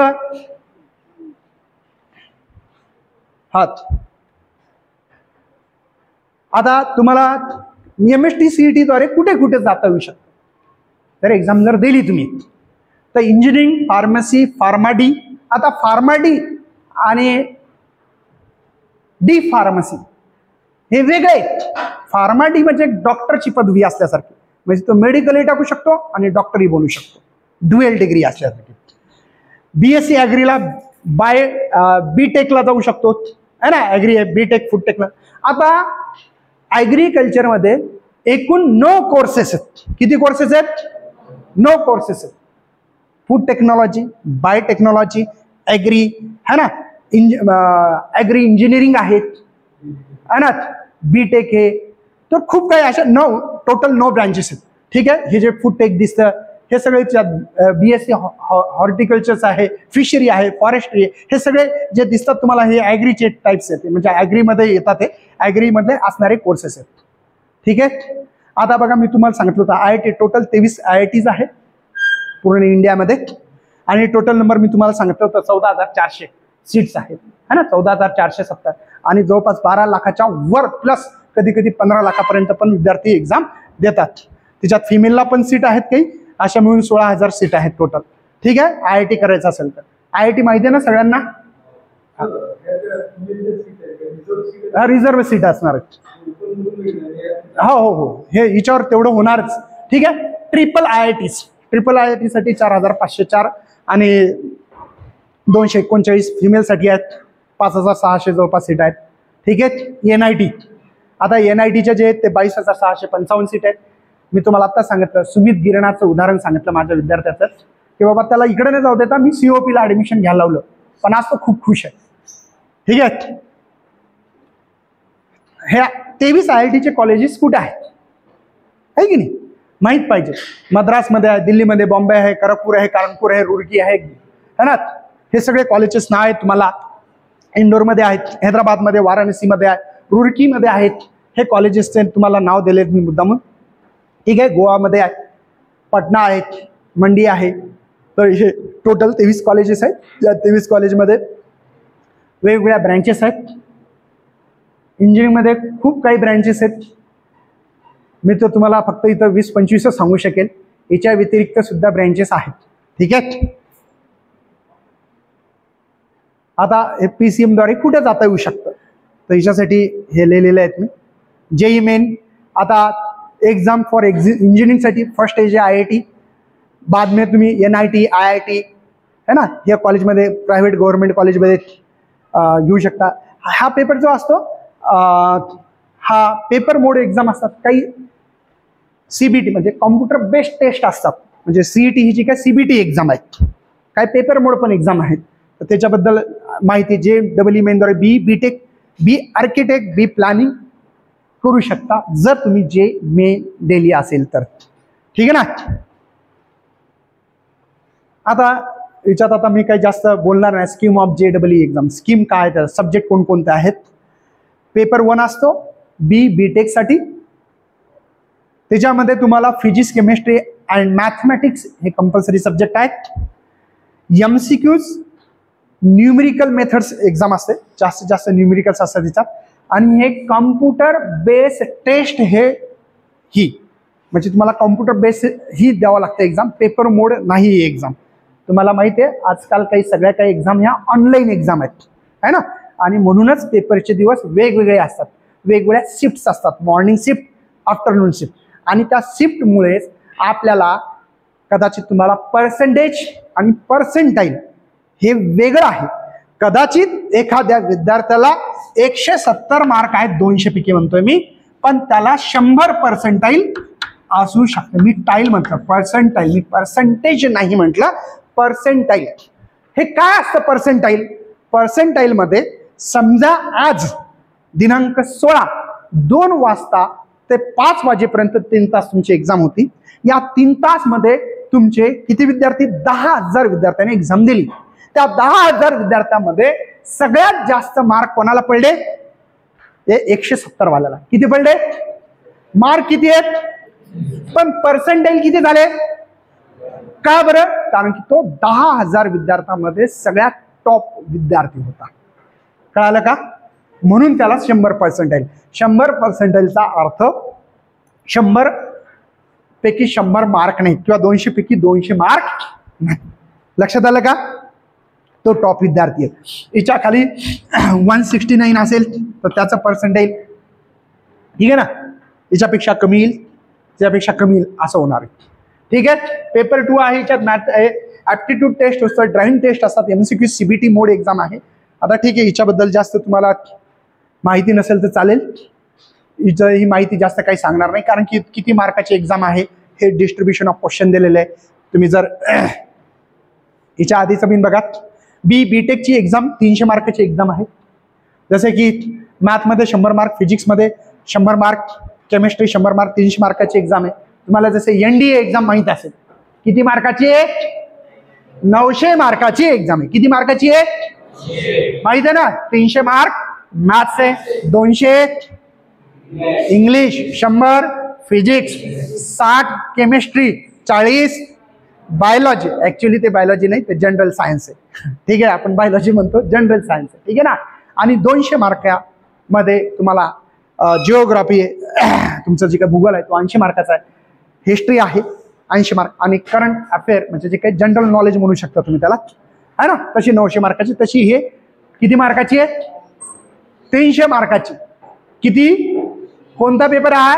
JEE पेपर आहे. कोणता पेपर आहे? ज्यांना BE किंवा BTech करायचं असेल. ठीक आहे. आता त्याच्यानंतर हे प्रत्येक एक्झामची माहिती दिलेली आहे. तर आता हे मला वाटतं ही माहिती सांगणं शक्य नाहीये, आणि तुम्ही याला सांगू का?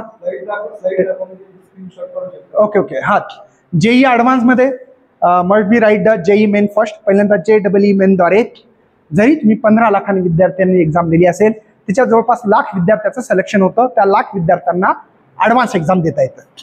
लक्षात येतं? किती मुलांनी द्यायची? 1,00,000 विद्यार्थ्यांना JEE ऍडव्हान्स द्वारे तुम्हाला समजा एंट्री भेटली, तिच्यातून त्यांचं सिलेक्शन होत असतं. आता ही एक्झाम JEE एक्झाम हिच्यासाठी नाही आहे की बा तुमचं सिलेक्शन काय आहे काय नाही आहे. तुम्हाला हेच चेक केलं जातं की याचं प्रेझेन्स ऑफ माइंड काय, हे वेळेवर काय निर्णय घेऊ शकतो, काय ॲबिलिटी आहे या विद्यार्थ्यामध्ये, हे बघितले जातं. लक्षात आलं का? JEE ऍडव्हान्स हे तुमचा IQ चेक करण्यासाठी एक्झाम आहे. लक्षात येतं? IQ चेक करण्यासाठी एक्झाम आहे. ठीक आहे. चला, त्याच्यानंतर बघा मॅक्झिमम ऑफ 2 टाइम्स.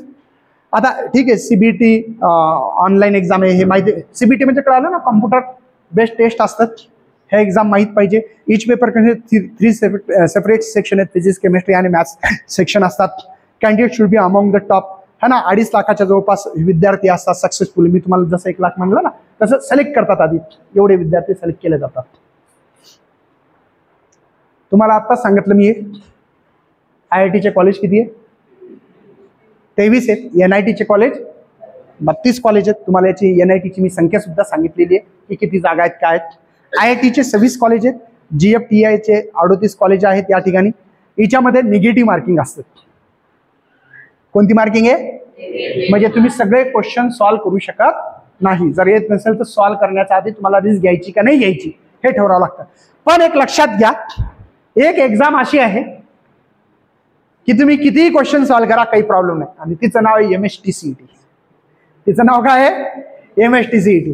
तर MST CET मध्ये कधी कधी काही विद्यार्थ्याचं लक पण चालू शकतं. No negative marking. Negative marking नाही. एकमेव एक्झाम. मग तुम्ही NDA द्या, JEE द्या, आयसर द्या, कोणतीही एक्झाम द्या, मार्क निगेटिव्ह मार्किंग असते 1/4 मार्क. समजलं? 4 मार्काला जर क्वेश्चन असेल तर 1 मार्क निगेटिव्ह होणार आहे तुमचा. ठीक आहे, तर एवढं एक लक्षात घ्यायचं, निगेटिव्ह मार्किंग आहे. आता बाकीचं 11-12चं बोर्ड एक्झाम माहितीच आहे तुम्हाला. आता हे मी खूप डिटेल दिलेलं आहे, हे डिटेल तुमच्या आता सध्या तुमच्या नॉलेजसाठी नसलं पाहिजे, मी त्याच्यामुळे काही जास्त बोलणार नाही याच्यावर. ठीक आहे. आर्मी, नेव्ही, एअरफोर्स साठी पण तुम्हाला एक्झाम NDA माहिती आहे, निगेटिव्ह मार्किंग आहे, mode of exam pen and paper आहे, हे माहिती आहे. बाकी एका वर्षात 2दा एक्झाम होतो. ठीक आहे, याला एज लिमिट सुद्धा आहे, ते पण आपण बोलणार आहात. आपण ही एक्झाम वर्षातून 2दा देऊ शकता, 11वीत पण देऊ शकता, पण त्याचा फायदा होत नसतो. 11वीत तुम्ही एक्झाम देऊ शकता, लक्षात आलं का? 11वीत पण एक्झाम देता येतं तुम्हाला. तसं तर तुम्ही 4दा एक्झाम द्यायला पाहिजे, अनुभव पाहिजे असेल तर, पण 11वीत 12वीतच एक्झाम द्यायला पाहिजे असं माझं मत राहील. ठीक आहे. आणि upc.online ही त्याची वेबसाईट अप्लाय तुम्ही करू शकता.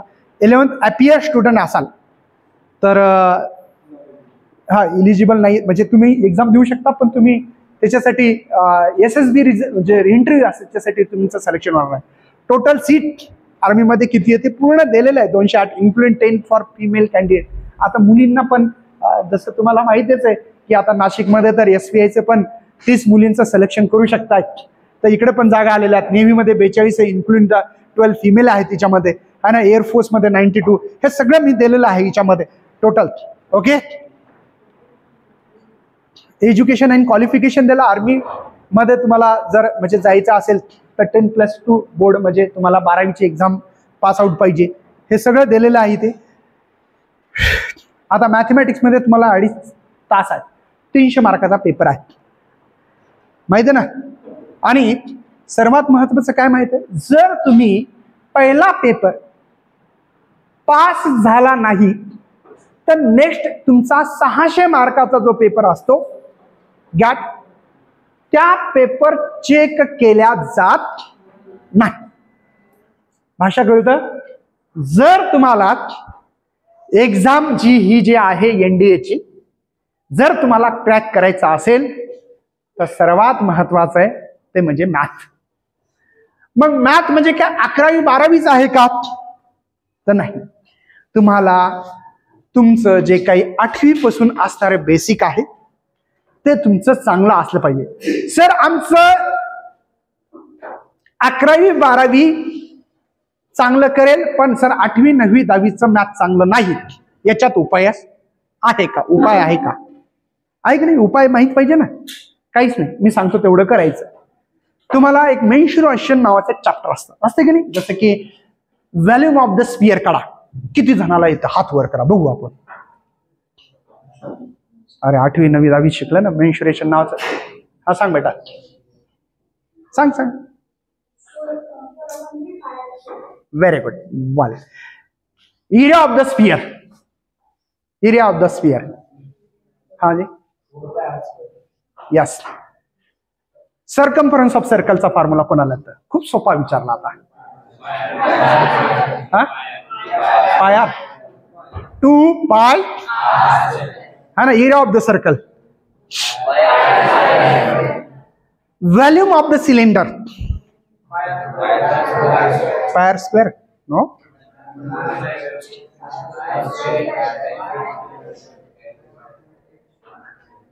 एरिया ऑफ द सिलेंडर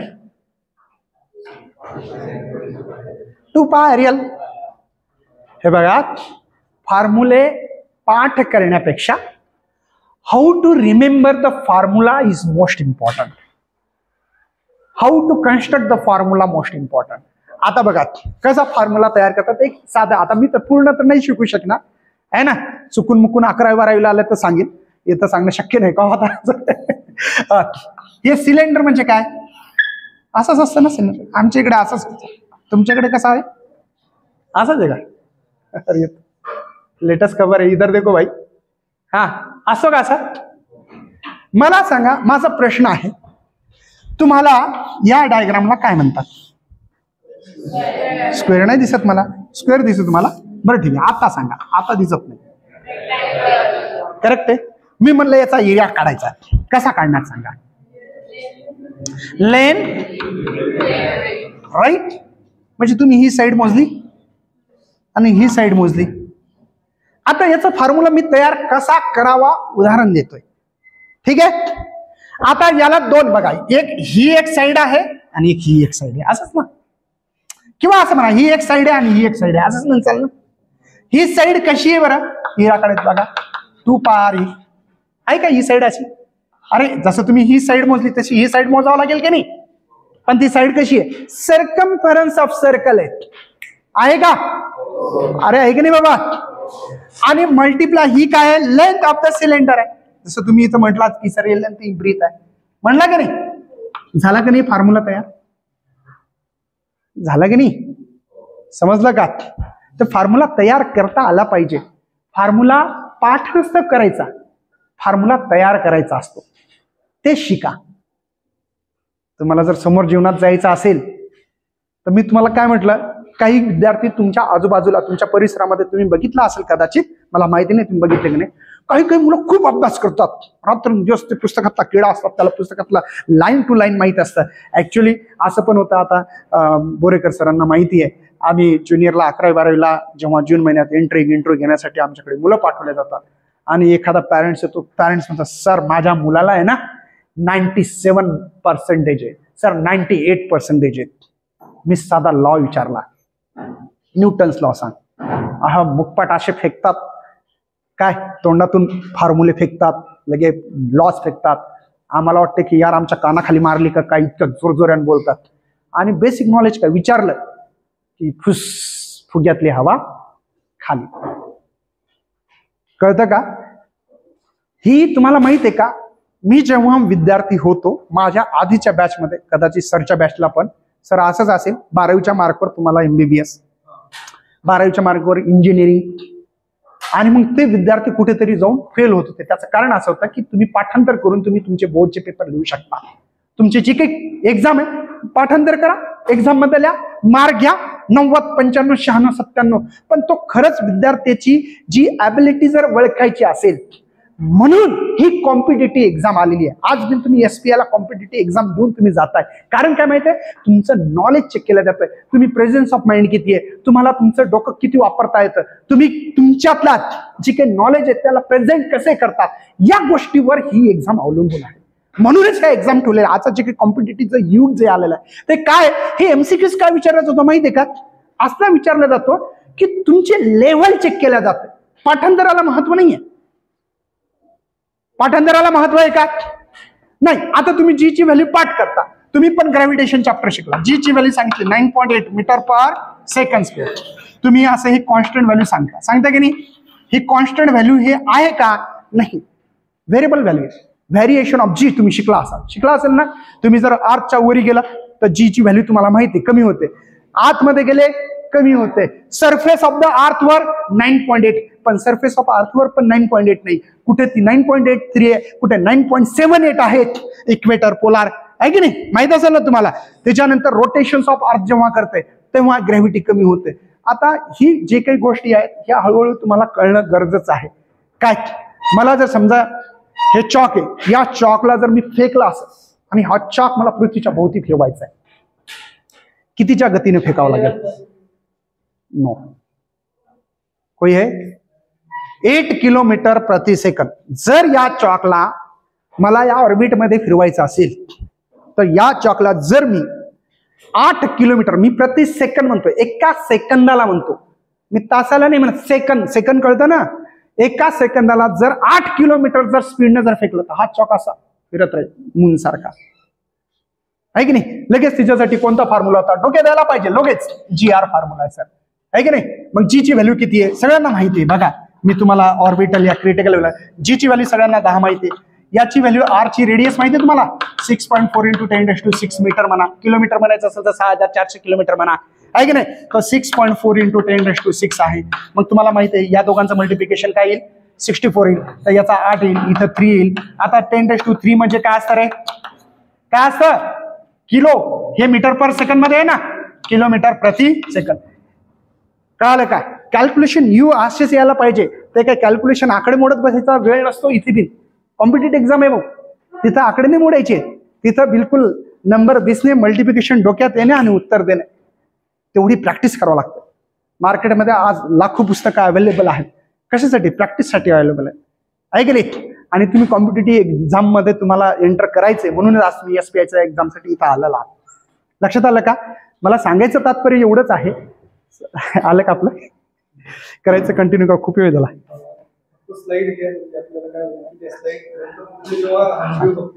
हा यस ओके. हा आता आयसर जी एक्झाम आहे ड्युएल डिग्री घेण्यासाठी आयसरद्वारे तुम्हाला माहित असेल पुण्याला कॉलेज आहे आपल्या इथं. टोटल इंडियामध्ये 7 कॉलेजेस. किती कॉलेजेस आहेत?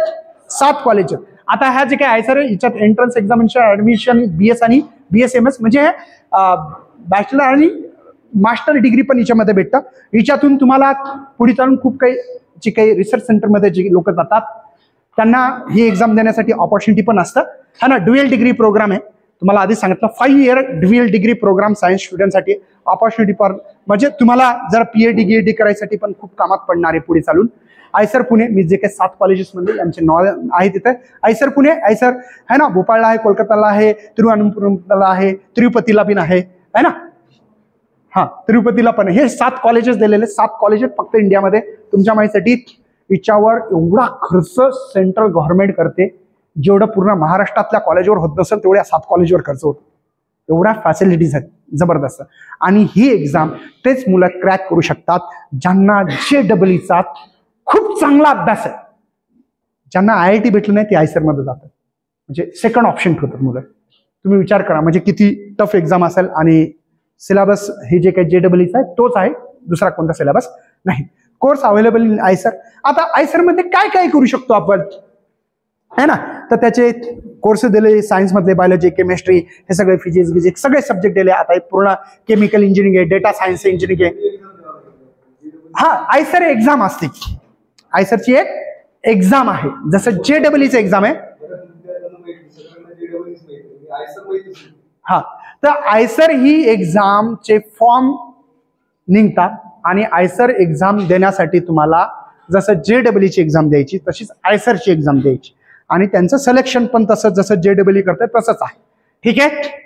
पण सांगतो आयसरच्या जे विद्यार्थी JEEचा अभ्यासक्रम करतील त्यांना आयसर देण्यासाठी योग्य एक्झाम आहे आणि खूप चांगली आहे.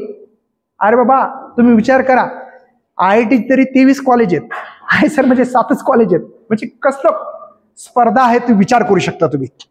तुम्हाला एवढे आता प्रत्येक मॅथमॅटिक्स सायन्स आहे, फिजिकल सायन्स आहे, बायोलॉजिकल सायन्स आहे. तुम्ही प्रत्येक इन्स्टिट्यूट मधली एक्झाम दिली मी बघा. आयसर तुम्हाला कोलकाताची दिली असेल, पुण्याची दिली असेल तरी प्रत्येक ठिकाणी कोणते आहेत कोर्सेस हे कोर्सेस इथे तुम्हाला दिसणार आहेत. ठीक आहे. हो यस देऊ शकतात है ना. काय याच्यासाठी तुम्हाला पाहिजे तर 12वी पास पाहिजे तुम्ही. Equivalent level exam with science stream म्हणजे सायन्सच पाहिजे. सरळ सरळ आपण म्हणतो इक्वलंट दुसरी कोणती आपण एक्झाम देत नाही, बाहेर राज्यातले देत असतील पण आपल्याकडे सायन्स नाही. माझं हेवी सजेशन्स आहे. पुन्हा एकदा सांगतो, मी सांगितलं सुरुवात करतानाच जनरल सायन्सच घ्या. जर मला तुम्ही एक काउन्सिलर म्हणून जर विचारत असाल तर माझं हेवी सजेशन राहील की PCMB. ठीक आहे. PCMB एक्झाम द्यायला पाहिजे म्हणजे PCMB व्हायला पाहिजे. माझं असं हेवी सजेशन राहील. द्यायलाच पाहिजे असं माझं इंडिव्हिज्युअली जर मला कोणी विचारायला जर आलं तर मी तेच सांगेल. त्याचा फायदा जरी तुम्हाला आज कळत नाही, बोरेकर सरांना आता माहिती असेल माझ्याकडे किती विद्यार्थी पॅरेंट्स येतात, पुण्याहून येतात, नाशिकवरून, यवतमाळ, नागपूरहून पॅरेंट्स येतात. पॅरेंट्स सर आमच्या मुलाचं करिअर बर्बाद झालं, PCB ग्रुप घेतला, कुठेच जमलं नाही, आता काय करू. मग मी त्यांना तुम्हाला म्हटलं ना मी सजेशन देतो की बाबा तू आता आयसोलेटेड सब्जेक्ट घ्या. त्या आयसोलेटेड सब्जेक्ट कसा घ्यायचा सांगतो, त्यांना फॉर्म कसा भरायचा सांगतो, त्या बोर्डामध्ये कॉन्टॅक्ट करतो. बोर्डासोबत सुद्धा आमचं कोऑर्डिनेशन एकदम चांगलं आहे. प्रत्येक डिव्हिजन बोर्डमध्ये पण आम्ही जातोय, तो सरांना माहिती आहे, आमचे कॉन्टॅक्ट आहे.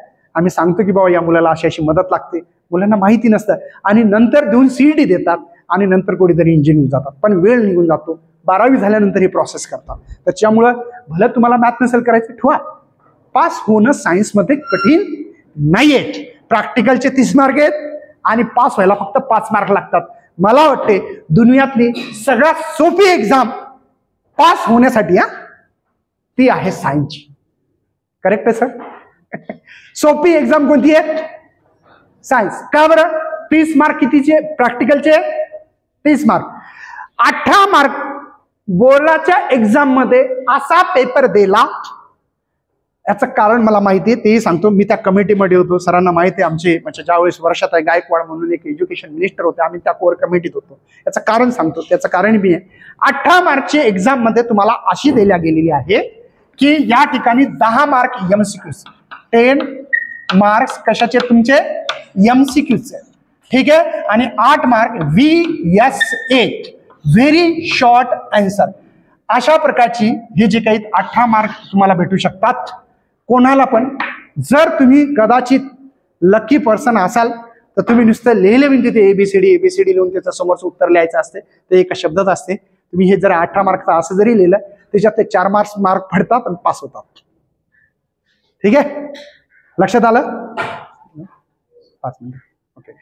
तर एक विषय लक्षात घ्या, मला सांगण्याचं असं की पास होणं फार सोपं आहे सायन्समध्ये. उलट आर्ट्स कॉमर्स याच्यामध्ये पास होणं फार कठीण आहे.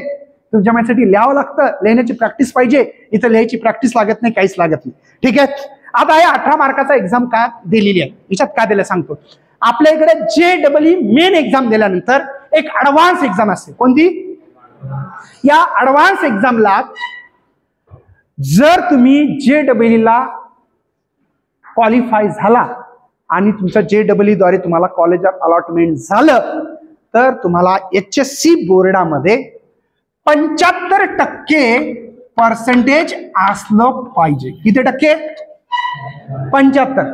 आणि मुलं तुम्हाला माहित आहे मोठमोठ्या ठिकाणी कोटा गिटा जातात, वर्षभर कॉलेज करत नाही, 2 वर्ष, आणि त्यामुळे भरपूर प्रॉब्लेम होतो. मुलांना बोर्डाचा पेपर लिहिता येत नाही आणि न लिहिल्यामुळे त्यांना हे पर्सेंटेज येत नाही. म्हणून HSC बोर्डाने हा जो काय पॅटर्न आहे हा राबवण्यात आलेला आहे. तुमच्या माझ्यासाठी 30 मार्क प्रॅक्टिकलचे, जे खरंच JEE ची तयारी करायला त्याला इतके साधे MCQs असतात. साधे म्हणजे काय असतात माहिती आहे का? साधे एकदम साधा क्वेश्चन्स असतो की तुम्हाला विचारलेलं असतात की साधा एखादा क्वेश्चन. आता हीट जी आहे समजा, हीटचा क्वेश्चन, हीटचा फॉर्म्युला विचारलेला असतो. साधा हीटचा फॉर्म्युला विचारलेला असतो. पॉवरचा फॉर्म्युला विचारला. डायमेन्शन माहिती आहे तुम्हाला? आहेत ना, 10वीला आहेत ना. डायमेन्शन विचारतात की वर्कचे डायमेन्शन सिमिलर कोणासारखे आहेत. मग देतात ऑप्शन: कायनेटिक एनर्जी, मोमेंटम, ठीक आहे, स्पीड अँड ऍक्सलरेशन. कोण उत्तर देते? चला, तुम्हाला हे डायमेन्शन दिलेले आहेत. मी M1 L2 T-2 हे डायमेन्शन दिले. हे डायमेन्शन सिमिलर कोणाचे आहेत? मी लिहितो इथं. Number 1 kinetic energy, B option से स्पीड है ना, C ऑप्शन से या ठिकाणी ऍक्सलरेशन म्हटलं होतं वाटतं मी, है ना, आणि D दिलेलं आहे मोमेंटम. सांगा कोणाचे डायमेन्शन? पटकन सांगा. Kinetic energy. डायमेन्शन्स कसे काढावे? 10वीत आहे ना?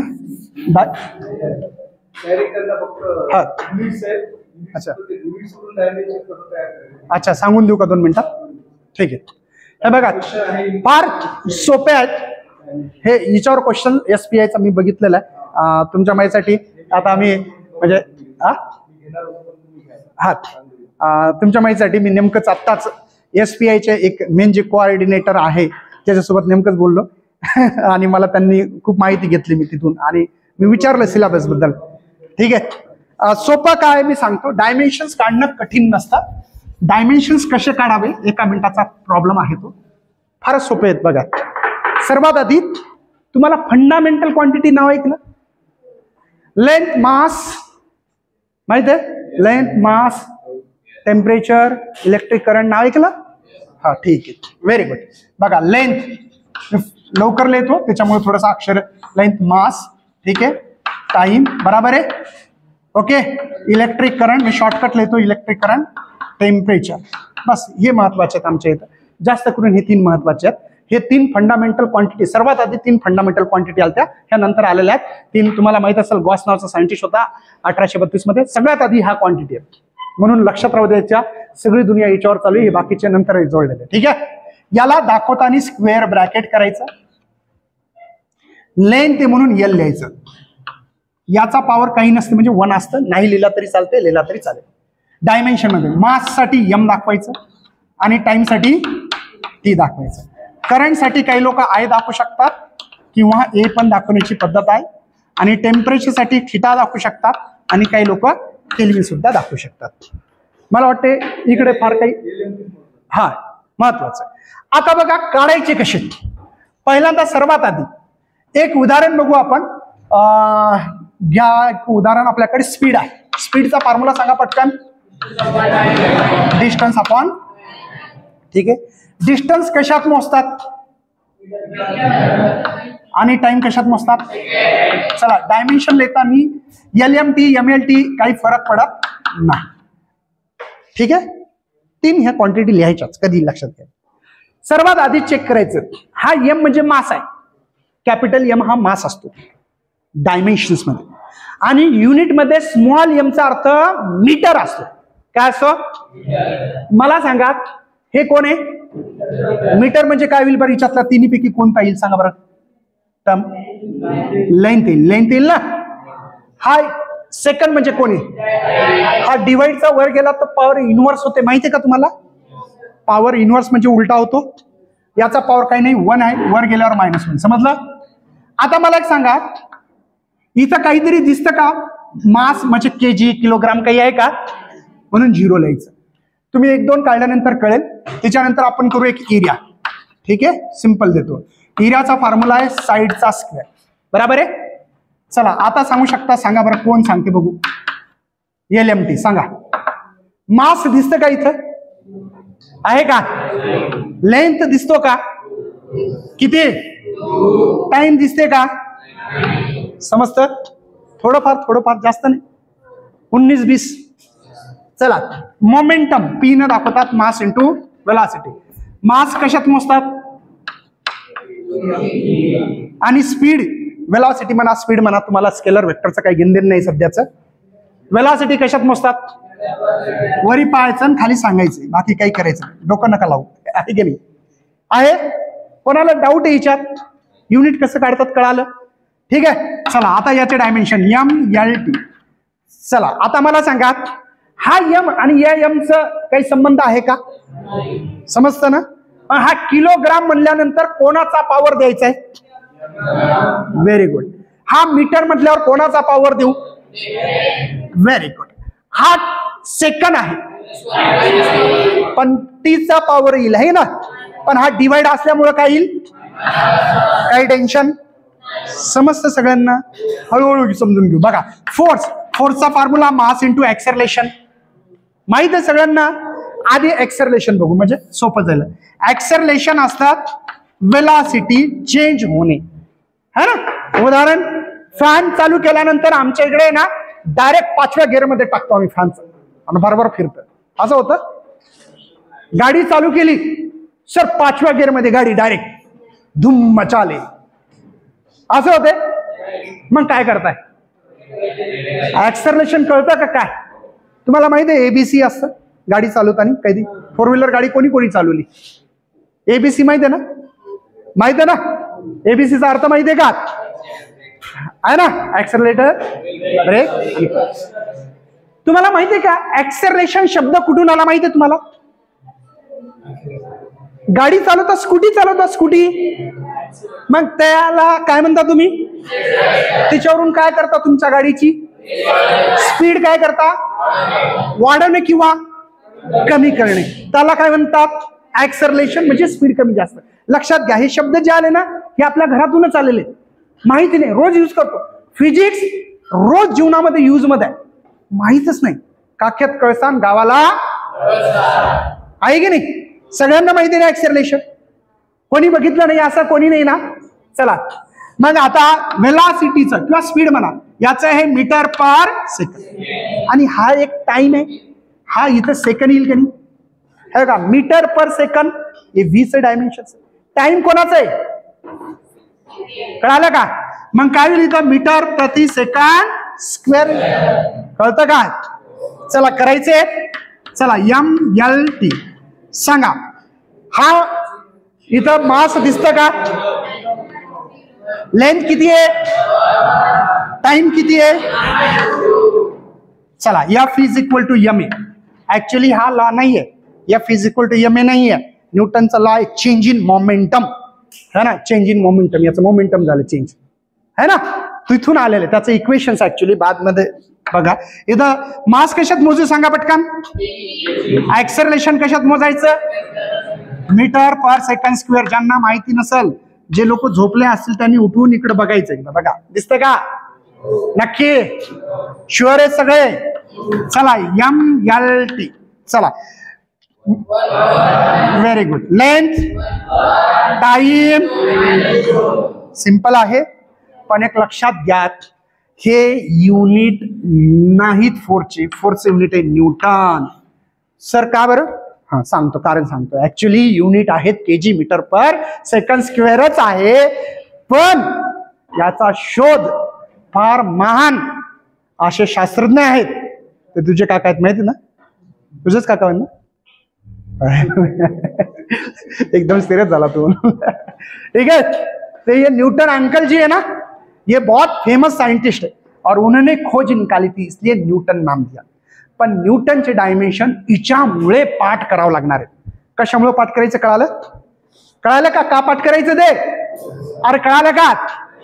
म्हणजे न्यूटनचे डायमेन्शन्स तुम्हाला हे माहिती नसतात, म्हणून दोन सायंटिस्टचे नाव आहेत, मी सांगून देतो पटकन. चला, नंतर घेऊ आपण. आता वर्क घेऊ. वर्क माहिती आहे? Force into displacement. फोर्सचं युनिट काय रे? फोर्सचे पाहिले तर K G metre square, metre per second square. आणि डिस्टन्सचं मीटर माहितीये का? ज्यांना कळालं नसेल इकडे आहे का?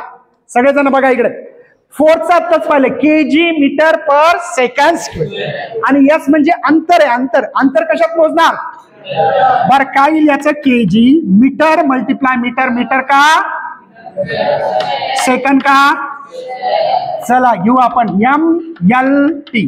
सांगा, एम किती आहे? एल किती आहे? टाइम. समजते का? पण हे पण कोणती एनर्जी असो, त्या एनर्जीचं युनिट द्यायचंय जूल जी. मैं हमेशा बोलता हूं मेरे सेशन में, क्या बोलता मालूम है? मैं क्या बोलता रहता हूं? एक है न्यूटन जी, दूसरे जी है जूल. न्यूटन और जूल के डायमेंशन जो है M1 L1 T-2 और यहाँ पे है M1 L2 T-2. न्यूटन और जूल जी दोनों भाई भाई है. ये है बड़े मियाँ, ये है छोटी मियाँ. बड़े मियाँ है इसलिए लेंथ बढ़ाओ, बाकी सब कुछ सेम रखो. बड़े मियाँ छोटे मियाँ, समझे ना? छोटे मियाँ की लेंथ कम होगी, बड़े मियाँ की लेंथ क्या होगी? तो इसीलिए L2 लिखा है कि नहीं? इनको याद क्यों रखना है? क्योंकि ये साइंटिस्ट ने क्या बीच बीच में बहुत आते हैं फिजिक्स में. देखो, हम लोग 11-12 में अगर गलती से पढ़ते हो आप, तो आपके मालूमात के लिए टोटल जो चैप्टर है वो 30 है. कितने हैं? 30. साला एक भी चैप्टर नहीं है जिन्होंने न्यूटन और जूल को छोड़ा होगा. एक भी चैप्टर नहीं है. इसलिए इन दोनों को याद करना पड़ता है दुआ में. अगर आपको दुआ चाहते हो तो फिजिक्स की, तो इन दोनों को याद रखना, M1 L1 T-2. लेकिन यहाँ पे लेंथ बड़ी हो जाती है क्योंकि इनके हमेशा हमेशा हमेशा हमेशा डायमेंशन इस्तेमाल करना पड़ता है. और कोई भी कॉम्पिटिटिव एग्जाम, कोई भी दुनिया की कॉम्पिटिटिव एग्जाम रहने दो, साला इसमें डायमेंशंस आते हैं और इसके अंदर न्यूटन और जूल जी आते ही आते हैं. इसलिए याद करना पड़ेगा. मजबूरी का नाम महात्मा गांधी. समझ में आ रहा है? ओके. अभी लाइन चली गई, नहीं तो और भी बहुत सारा टॉपिक था. और मुझे पता है कि बहुत सारे लोग बहुत बोर हो रहे है ना. किसी को नींद आ रही है. किसको नींद आ गई? हाथ ऊपर करो. सर ऐसा कोई करता है क्या? कसं वाटलं? नक्की. चला, आज आपल्या लाईनीने थोडा सपोर्ट केला नाही तर खूप काही सांगण्यासारखं होतं आणखीन त्याच्यामध्ये, त्या PPT मध्ये. पण काय हरकत नाही. निश्चित सगळ्यांना या सेशनचा फायदा हो. एक्झाम बद्दल थोडक्यात सांगायचं तात्पर्य असं आहे की आता तुमच्याकडे वेळ आहे. मी जास्त नाही, 2 मिनिटं बोलणार आहे. वेळ आहे 10 दिवस. हे कमी समजू नका. माझ्याकडे असे एक्झाम्पल आहेत. मी आता माझ्या स्वतःबद्दल जास्त सांगणं योग्य नाही, पण मी थोडक्यात सांगतो. मी विद्यार्थी असताना थोडे घरची काही गोष्टी असतात असे इकॉनॉमिकली की नाही आपण करू शकत त्या गोष्टी सस्टेन, आहे ना. आणि मी वर्षभर ट्युशन कोचिंग घ्यायचो आणि वर्षभर मी कॉलेजचा अभ्यास करू शकत नव्हतो. मी ठरवायचो MSc ला असताना की मला पहिलं यायचं. काय यायचं? 1 महिना कोचिंग मध्ये काम करायचो, दुसऱ्यांच्या सुट्टी टाकायचो आणि 1 महिन्यात ठरवायचो की बाबा मला पहिलं यायचंय. काय यायचंय? आणि सगळ्या जेवढे काही मित्र आहेत त्यांच्यासोबत चॅलेंज द्यायचो की 1 महिन्यात मी 100% सांगतो सगळ्यापेक्षा जास्त मार्क घेणार, सगळ्यापेक्षा, असं ठरवायचो. बस काहीच करत नव्हतो. रात्रीला संध्याकाळी आपलं हलकं फुलकं साधी 1-1.5 पोळी, एकदम छोटी पोळी, हलका असतं माहिती ना, खायची. या जे काही विंडो आहे त्या विंडोच्या समोर असा एक टेबल राहायचा, सपाट असा नव्हता, टेबलवर बसायचं. रात्री 7 वाजता. किती वाजता? मी सकाळी 7 वाजता त्या जागेवरून उठायचो. किती? मी झोपत नव्हतो 7 म्हणजे 7 ते 7 झोपत नव्हतो म्हणलं, अभ्यास करत होतो हे सांगायचं मला. आणि त्या 12 तासामध्ये काय, पाणी नाही, चहा नाही, कोणी मित्राला बोलायचं नाही, फक्त पेपर पलटायचं, फक्त पेपर आणि लिहिणं. 12 तास. माझ्याकडे आजही सर्टिफिकेट आहे, म्हटला तर मी उद्या घेऊन येऊ शकतो, दाखवू शकतो. मी प्रत्येक वर्षात फर्स्ट आलो, मला पारितोषिक पण भेटलेले आहेत, माझ्याकडे सर्टिफिकेट पण आहेत. फर्स्ट आलो प्रत्येक वर्षी. आणि एकाच महिन्यामध्ये पूर्ण MSc करणं एवढं सोपं नसतं फिजिक्समध्ये. फिजिक्स विषय कदाचित तुम्हाला माहिती असेल तर विचारायचा. एका महिन्यात ठरवलं तर होऊ शकतं. 12 तास ज्यावेळेस मी उठायचो असं वाटायचं आता हात गळून पडतोय, डोकं गळून पडते, पण मला 12 तास कळत नव्हतं. धुंदी बेधुंद म्हणजे नशा असते, दारू पिदाडीची नशा असते. त्याला दारू पिदाड्याला किती जरी आपण मारलं ना तो दारू सोडत नाही, त्याचं कारण काय? नशा आहे. तशी तुमची पण नशा असली पाहिजे. नशा जर असेल तर काही शक्य आहे. 10 दिवसात ठरवा.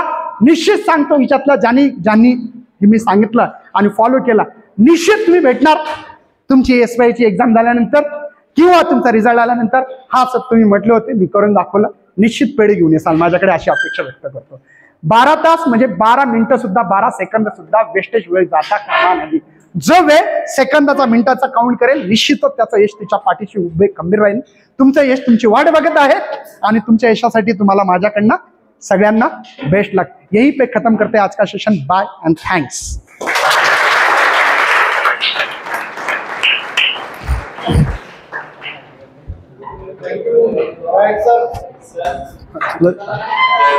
Sir has given the very valuable information. Again, I want to give a very big word to you.